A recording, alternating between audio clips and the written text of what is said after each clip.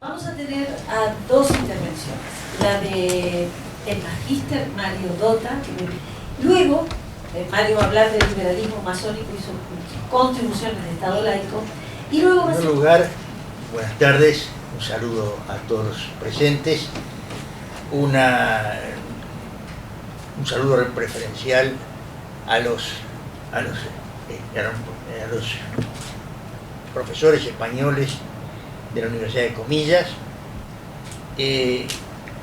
al rector de la universidad acá presente, al cual me honro con tener una amistad con él que realmente fue muy proficua, es decir, y además uno siente el ámbito de asilo, de acogida de esta casa de estudios con respecto, con amplitud, con, es decir, respeto a los que, como yo, piensan o están en ámbitos diferentes, pero que eso yo lo saludo con el corazón, con el alma, por la razón de que en el mundo que vivimos, y esto es mi tesis, necesariamente va a tener que hablar sobre el liberalismo masónico y su contribución al Estado uruguayo, lo que en cierta manera implica que nosotros, que yo parta de la base de que los enfrentamientos duros, terribles que hubieron entre masones y jesuitas, entre el Estado uruguayo y jesuitas, ¿verdad? Es decir, digamos, un periodo desde ese punto de vista amargo, amargo para todos, todo eso hoy día haya sido en cierta manera superado. Yo lo sentí decir esto a Ferrer Benimeli, a José Antonio Ferrer Benimeli, que decía que no, ya no es época, las crisis mundiales no dan para estas tirrias que uno se las analiza, tenían un sentido profundo de enfrentamiento en esa época, tiene sus causas históricas, por qué ocurrieron, pero que, es decir, debemos de saludar que hoy día eso no ocurre y podemos entonces valorar, digamos, las colaboraciones que hubieron, en el caso con el doctor Fernández Techera. Yo le di mi tesis de magíster, es decir, y él me dio la suya, hicimos un intercambio emborrador, esa confianza que sembró las amistades, de entregarle un borrador de un libro o intercambiar ese tipo de cosas. Fue una cosa fructífera que yo saludo y que yo valoro mucho. Es decir, con respecto a este tema, tenemos que ver primero un elemento importante que lo habló algo Caetano, que lo habló él, con respecto a las diferencias, al minúsculo país que somos frente a Brasil y Argentina. Eso es muy importante, porque en medio de todo esto tenemos que pensar por qué somos tan diferentes de Argentina en muchos aspectos, y entre ellos justamente el proceso de, que ya lo acaba de decir Caetano, cómo prendió el liberalismo de Krause en el Uruguay, bueno, y cómo, digamos, se dieron acá enfrentamientos que en Argentina se dieron también, pero así como las iglesias eran diferentes, no en su concepción ideológica. Me refiero a su capacidad de acción por su dinero, por su importancia. Me refiero a la Iglesia Católica Argentina y a la humilde curia uruguaya en ese momento de la época del coloniaje, regida por los jesuitas. Bueno, ese tipo de cosas tenemos que valorarlo. tenemos que valorarlo también, y no me voy a perder mucho tiempo en la geopolítica, en el sentido de la importancia estratégica que tuvo el Uruguay, tanto para Brasil como para Argentina, y en el caso del Brasil era vital, eran las fronteras naturales, era la posibilidad de remontar por los ríos hasta el Mato Grosso, estoy hablando de 1851, es decir, un Brasil que el poder estaba como en un sándwich, o sea, en el norte movimientos republicanos, los de Pernambuco, por ejemplo, de 1817, y en el sur lo que fueron 10 años de revolución farroupila y de la constitución de la República Farroupila, es decir, que era donde la monarquía centralizadora y unitaria brasileña estaba en lucha, sin duda, con los republicanismos de ambos lados del lugar. Y en el sur, el republicanismo del sur tuvo mucho que ver, y tenía mucho que ver con nuestra propia historia. En el caso de la Argentina se ve que, digamos, una actitud más desprendida, más displicente en último término con respecto al Uruguay, porque, es decir, prefirió ceder la banda oriental, ceder la provincia oriental al Brasil para poder vencer a Artigas, y para que preferible ese antes que triunfara el federalismo o la Liga Federal. Y eso también marcó una situación que se venía gestando en la época del coloniaje, de 1778, durante el cual, a partir de ese año, declarando a Buenos Aires y Montevideo otros puertos de América, 24 puertos, para incluirlos en el comercio, le dio a Montevideo la posibilidad de superar a Buenos Aires en muchos aspectos, de rivalizar. Ahí se inicia la rivalidad portuaria, ahí se inicia la rivalidad de puertos, porque a partir de ese momento Montevideo va a ser la sede del apostadero naval militar español en el Atlántico Sur, es decir, y todo esto va a condicionar a esa rivalidad de una manera muy expresa y muy expresiva. Montevideo, pero el resto del Uruguay era la campaña desolada, era, digamos, un territorio a fines del siglo XVIII donde existía la existencia de indios. Había, digamos, las estancias estaban digamos, sujetas a problemas de seguridad permanentes. Eran para los españoles una mala tierra para establecerse. Las tierras, por eso eran tierras de ningún provecho. Por eso es que incluso la característica de esta situación se dio también en el sentido de que la iglesia colonial uruguaya era una iglesia muy pobre. Cuando acá pasó en 1824, es decir, la delegación que iba a Chile, y en la cual venía Juan María Mastay Ferretti, quien fue después Pionono, ¿no? Es decir, ahí y otros viajeros de la época encontraron en Durazno el problema de los oficios religiosos ejercidos por indios, producto de la dispersión de las misiones jesuíticas, que ejercían la misa, ejercían todo. Y eso se lo encontró también en 1841 los padres jesuitas que vinieron de la Argentina rumbo a los antiguos 7 pueblos misioneros orientales, es decir, y que en Salto comprueban, y yo tengo la cita acá, comprueban la ausencia totalmente de dice uno de los padres llamaban Párez y Calvo, dice: aquí apenas, se refiere a Salto, aquí apenas son conocidos los preceptos de la iglesia, ni misa, ni confesión, ni comunión anual se observan. Las causas de este abandono son muchas, la principal, a más de la ignorancia de la religión, es el filosofismo, que siempre sigue y acompaña la corrupción de costumbres y pueblos comerciales.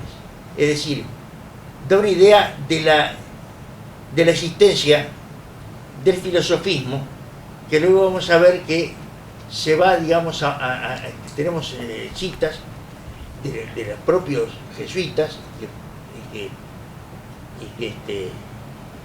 yo utilicé además para esto los dos preciosos tomos de Jesuitas, Masones y Universidad, donde el padre Julio, acá presente, es decir, dio una serie de documentos,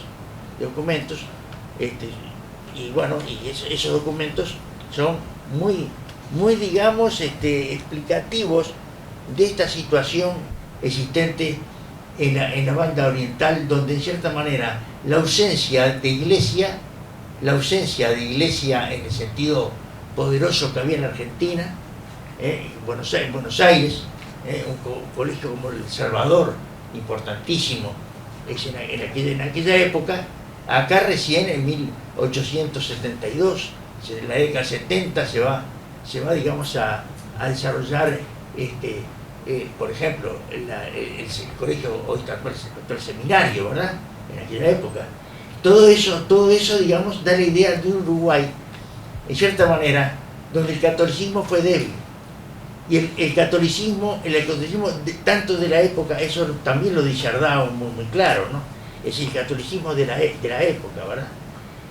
Y eso digamos, contribuyó, siendo Montevideo puerto de mar, siendo Montevideo asiento de comunidades comerciales de Suecia, de Inglaterra, de Estados Unidos, de lo que eran los países de esa época que no eran católicos, y que dieron la pauta también de una ideología social mucho más abierta, mucho menos controlada por la religión oficial, que fue, digamos, la característica del Uruguay. Y fue la característica, me parece a mí, que permitió al Uruguay, o determinó, mejor dicho, el Uruguay, a seguir un derrotero muy diferente desde la Argentina.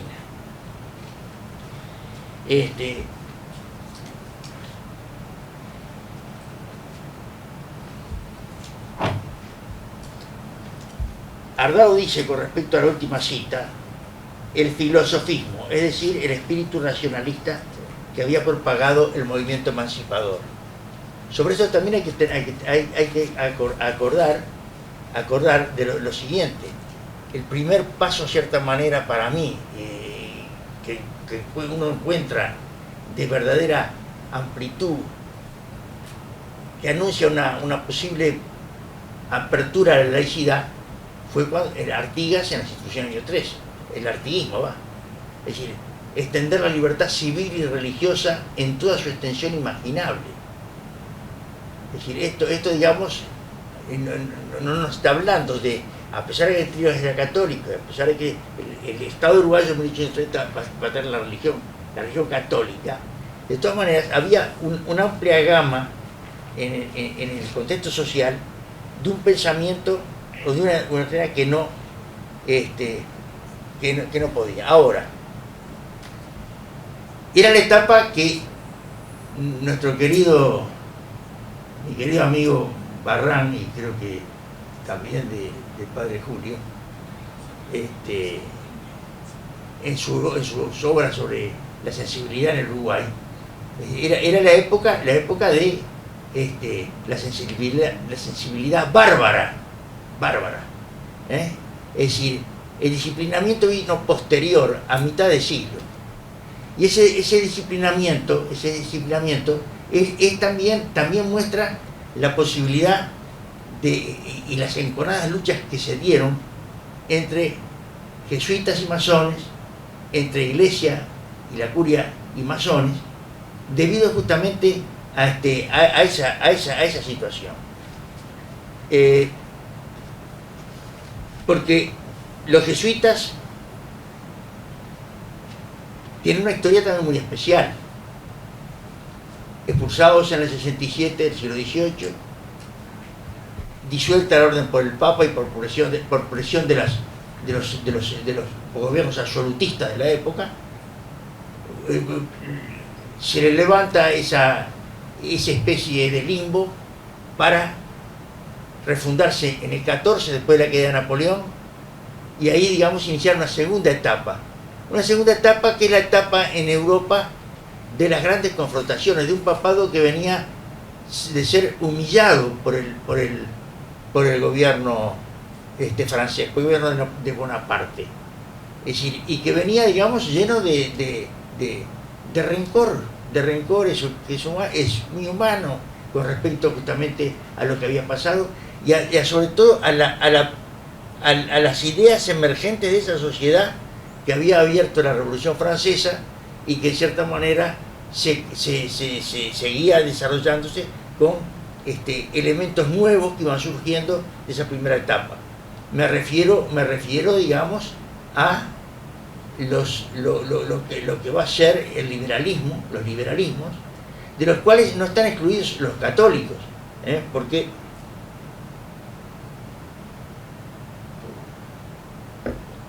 el papado tiene que lidiar contra esa especie de formación que se desarrolló en Francia en la época de la Mené, de Montalembert, de la Cordaire. Es decir, ¿por qué razón? Bueno, porque, es decir, eran católicos, pero eran liberales. Montalembert planteaba, digamos, llegó a plantear, es decir, una iglesia libre, un Estado libre.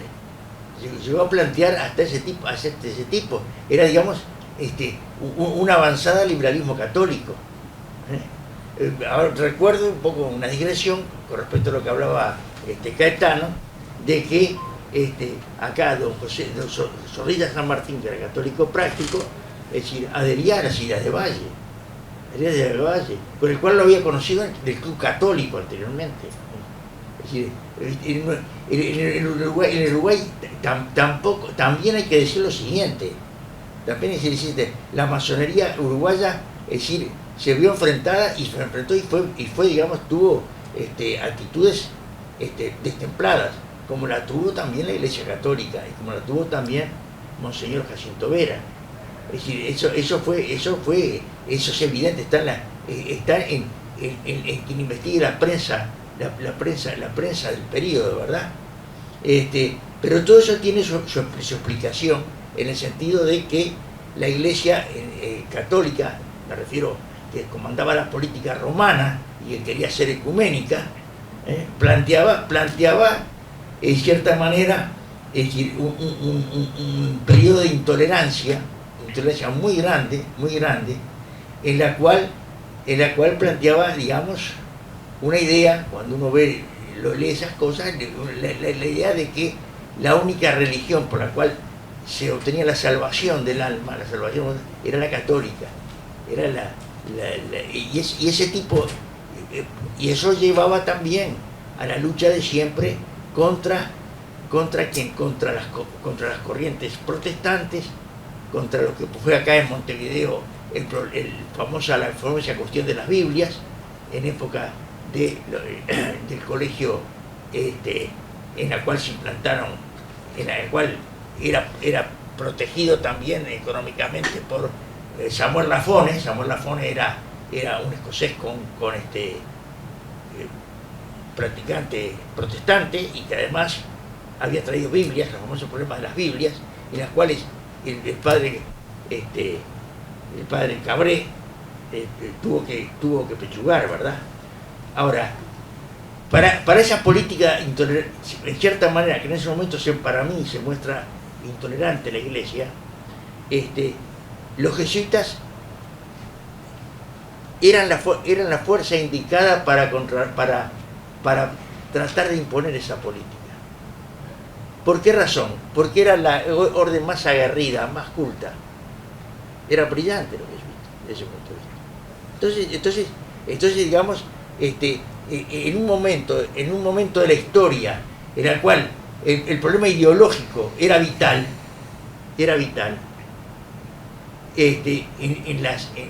en Europa y acá nosotros vivimos muy de cara a Europa, que se trasplantaba.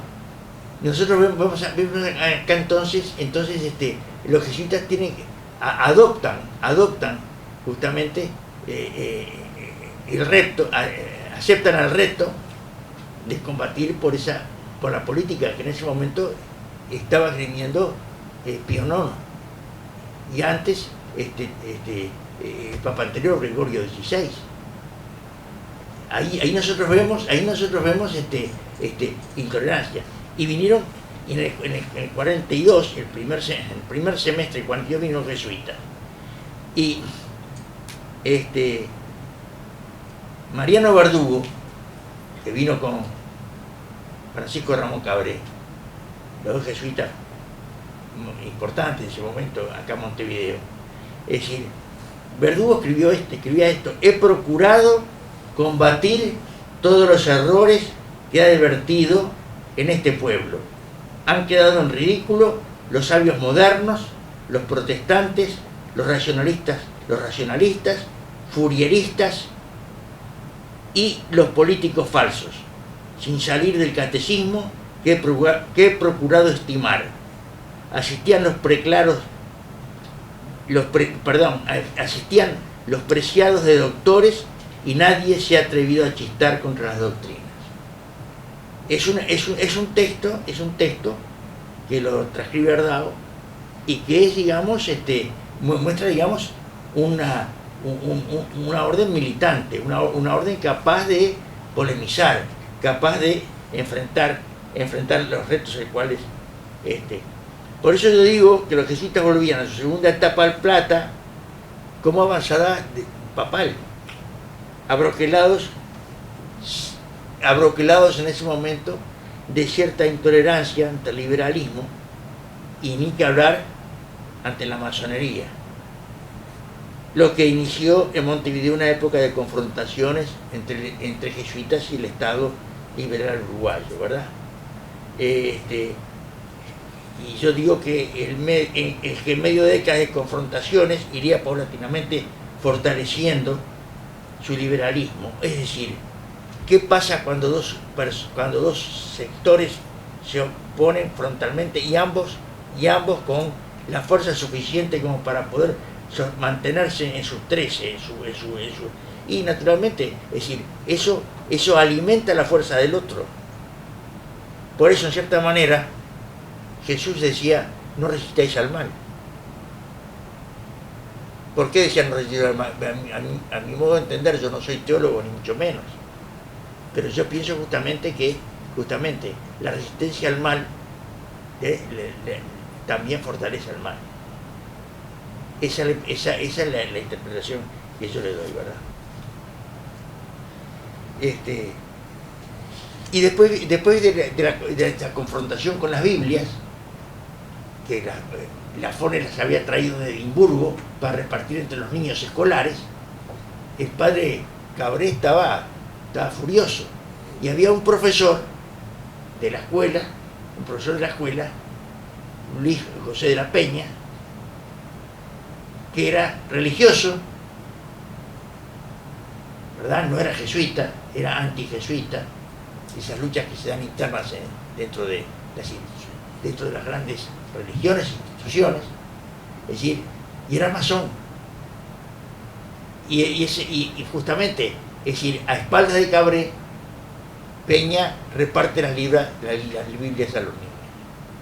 Y todo eso fue, digamos, tan conflictual que el padre Cabré levanta, se queja ante la curia de Montevideo, etcétera.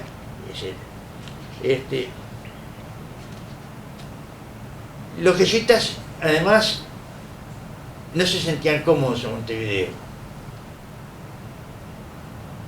Dice aquí, pues tenía que ver con la índole de la ciudad en que estaba el colegio. Montevideo, para los Para los jesuitas era una ciudad eminentemente comercial, donde las familias solo aspiraban a estudios para sus hijos que sirvieran para el comercio sin mayores ambiciones literarias y científicas. Esa fue la principal razón por la que los jesuitas cerraron el colegio en 1854. Nunca llegaron a sentirse cómodos con un tipo de educación ajena a su modo de entender la enseñanza. Y vean que se iniciaba una época de confrontaciones entre jesuitas y el Estado uruguayo, y la masonería también. Es decir, justamente que iba a tener lugar en el campo de la enseñanza. En el campo de la enseñanza. Por ejemplo,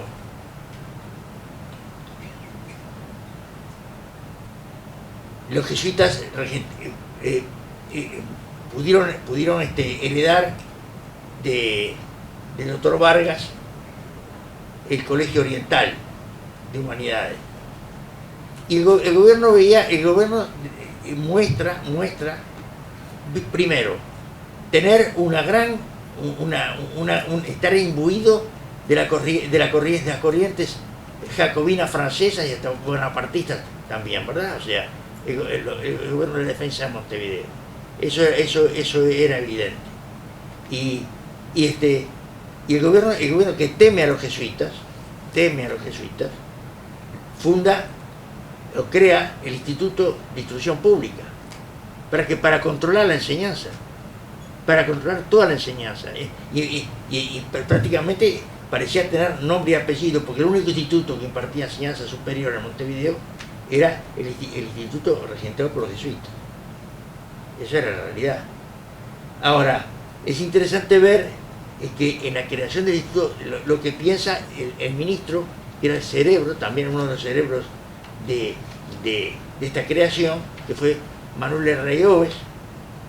Manuel Reyoves dice, la educación del hombre es el germen de la prosperidad de las naciones y de la felicidad de los pueblos, porque en ella reside el saber que dan las buenas instituciones y las virtudes, que consolida y arraiga las costumbres. El cuidado de su desarrollo, de su aplicación y de su tendencia no puede ser pues la obra de la especulación de las creencias individuales o del interés de secta. Esta atribución es exclusiva de los gobiernos mandatarios únicos de los pueblos que representan. Es a aquellos a quienes, confiado el depósito sagrado de los dogmas y principios que basan la existencia de la sociedad que pertenecen. De ellos solo es la responsabilidad, y ellos son, por consiguiente, los que tienen el deber de apoderarse de los sentimientos, de las ideas, de los intereses y de las impresiones del hombre desde que nace, para vaciarlo en las condiciones y exigencias de su asociación. De otra manera no puede existir el civismo, esa armonía social, sin la que no hay tranquilidad, fuerza ni vida para el Estado. Es decir, vemos que es, digamos, es muy fuerte esto, es una declaración donde el Estado estatista a ultranza, se le ha tipificado como una posición bonapartista, y en cierta manera tiene algo de eso, ¿verdad? Y acá el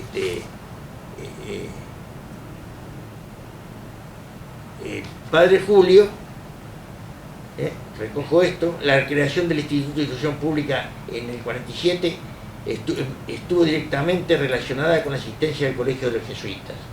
Las medidas restrictivas a partir de ese entonces se tomaron, que desde ese entonces se tomaron, no tenía otro objeto que limitar el crecimiento del Colegio Oriental de Humanidades. Era el único centro de estudios existente en ese momento que contaba con el reconocimiento oficial de esos cursos. Es decir, que en cierta manera la creación se le atribuye al Instituto de Instrucción Pública, se le atribuye justamente en cierta manera la idea de frenar con eso la acción de controlar la acción de los jesuitas, ya que era el único colegio que es alusivo entonces al decreto. Pero todo esto el gobierno no cejaba, o sea que es decir, a partir de ese momento viene una cosa más, que fue la fundación de la universidad. La fundación de la universidad muestra hasta qué grado de violencia habían llegado los enfrentamientos, porque se trataba, digamos, de la antigua casa de ejercicios que estaba ubicada en la calle Sarandí, Maciel, donde hoy está la Escuela Portugal. Ahí residía la casa de ejercicios de los jesuitas, es decir, la antigua casa de ejercicios, y ahí, digamos, se produjo la toma de esas casas, tuvo lugar, digamos, una batalla campal. ¿Por qué razón? Porque si los jesuitas, por su parte, el que presidía la curia de Montevideo les da esa casa a los jesuitas y la empiezan a remodelar, la empiezan a arreglar, etcétera, etcétera. Es decir, pero el Instituto de Instrucción Pública la ve como propia de su, como adecuada a lo que necesitaba. Es decir, y bueno, es decir, los jesuitas van primero, o lo ocupan a principios de año, y por eso enseguida va digamos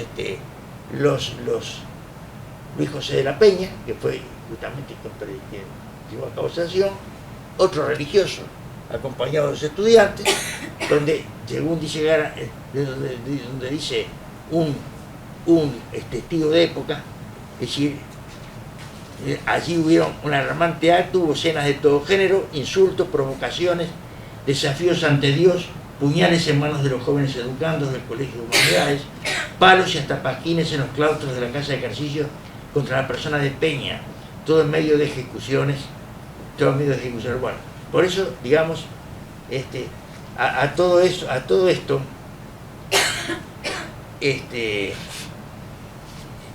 esto fue, digamos, un enfrentamiento muy grande, y podríamos ser felices si fuera el último, sino que ahí se iniciaron otros enfrentamientos más graves todavía, ¿verdad?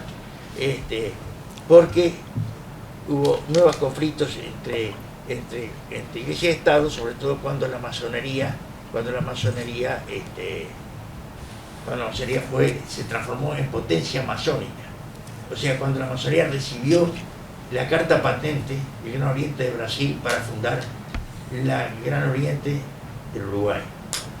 Y ahí, una potencia masónica es cuando en un país hay una potencia masónica que reúne a todas las logias de todo el territorio. Y nadie puede venir allí, es decir, a poner una logia desde afuera. Esa es así que la masonería entra a tallar, y por otra parte la presencia de masones en el gobierno. El gobierno de estos enfrentamientos está Gabriel Antonio Pereira, que es masón grado 33, de la primera época, está desde el año 30 ahí. Bueno, entonces la masonería empieza a tener una actividad muy grande.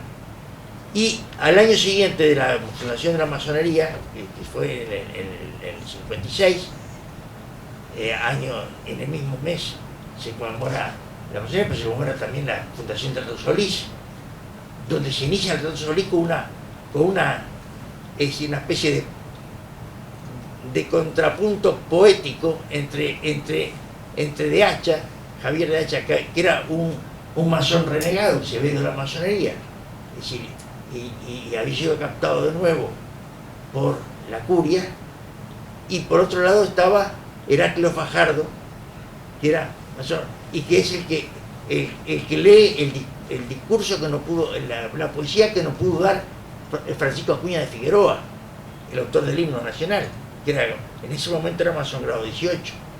Es decir, y ahí, digamos, hubo un enfrentamiento antes de la ópera Hernani. Es decir, antes de que era la ópera, hubo esta justa poética.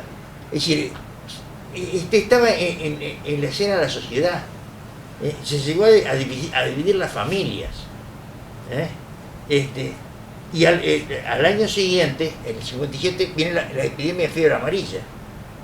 Y allí, digamos, hubo tantos jesuitas como Sató y Cotz, que lucharon contra el flagelo, pero también los masones se echaron a la calle con todo, entre otras cosas, porque había casi una bancarrota del gobierno en materia económica. Y la masonería organizó una coleta, hizo una coleta, creó una sociedad filantrópica. La sociedad filantrópica. Es decir, que dio, que participó con los médicos propios, y muere Vilar de Bo. Odicini, que había sido el médico de la Legión Italiana, muere ahí. Bueno, esos son otros dos elementos que fueron muy. Fíjense que dice un testigo de la época, mejor dicho, dice el cronista Rafael Pérez, dice que enfrentando la peste, teniendo a veces que luchar no con el enfermo, ni menos con la familia que lo llamó ansiosamente, sino con la diabólica secta de sus cofrades, para que no volviesen atrás impelidos por el aspecto terrible de una muerte próxima. A pesar de la crueldad y salvaje ferocidad masónica, los padres lograron la conversión de varios de los principales, como lo publicaron los periódicos, elogiando merecidamente los trabajos increíblemente sostenidos entre meses de llanto y luto, maldiciendo a las logias que no respetaban siquiera la ira de Dios ni el azote espantoso que tenía a la ciudad sumida en la aflicción. Yo digo estos textos a los efectos de que vean cómo estaban enfrentados y en el enfrentamiento no surge la renuncia a la lucha, surge una lucha más enconada. Eso es lo terrible, ¿verdad? Es decir, a todo eso el presidente de la República era masón, su ministro también, el ministro Universal, el general Antonio Díaz. El 6 de enero del 59 hay la ordenación de un sacerdote y 5 monjas de las Hermanas de la Caridad en la capilla del Hospital Maciel, y resulta que el sacerdote jesuita, el padre Félix del Val, viene de Santa Lucía. Todo esto va a quedar registrado, además Julio lo conoce perfectamente bien cuál fue el proceso. Esa es una cosa. De hecho, el padre del Val, en su homilía, habló contra la sociedad filantrópica, aludió. Porque, ¿qué pasó? Cuando terminó la guerra, la epidemia, que fueron 3 meses, en julio, la masonería se vio con un numerario enorme de las coletas. ¿Qué hizo?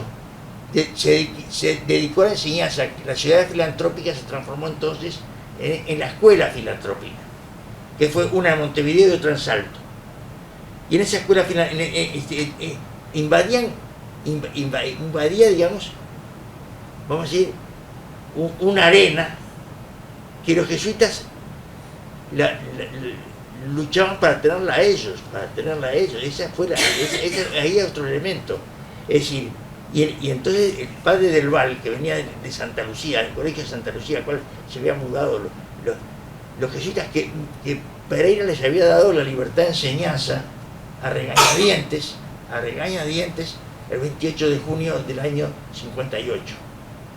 Es decir, y allí digamos, el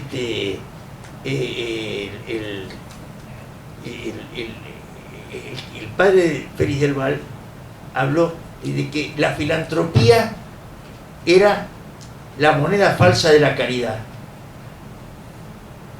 O sea, contraponiendo, es decir, que la filantropía era un elemento de farsa de la caridad, que no era la caridad real. Bueno, esto provocó enseguida es decir, Antonio Díaz, el ministro del gobierno, le pasa a Sartó, le pasa una carta, como en ese momento quien presidía no era el provincial, pero era el jefe o la jerarquía más importante, de que debía ser castigado. Bueno, es decir, esto es muy grande, es muy este conflicto es capital para entender, ¿verdad?, de que el camino para nosotros,